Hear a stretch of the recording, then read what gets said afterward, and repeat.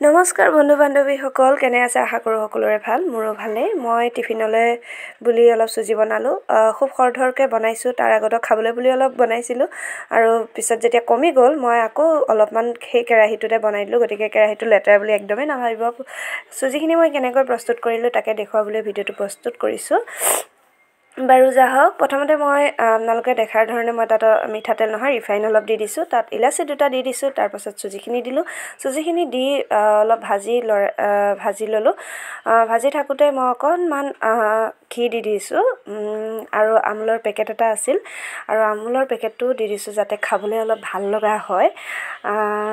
আকৌ মই মিঠা ভাল পাওঁ যিহেতু, গতিকে অলপ বেছিকৈ চেনি দি দিছোঁ কাৰণ মিঠা খাই মই ভাল পাওঁ।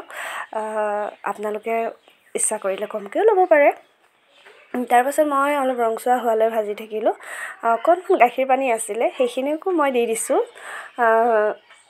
দি যেতিয়া শুকাই গৈছে, ইয়াত আপোনালোকে গাখীৰ পানী নাথাকিলেও এয়া পানীও দিব পাৰিব। তাৰপাছত যেতিয়া অলপ শুকাইছে, তাৰপাছত মই এনেকৈ নমাই ধুনীয়াকৈ তাক কাট কৰিছোঁ কাঁহী এখনত থৈ আৰু টিফিনলৈ বুলি লৈ গ'লোঁ।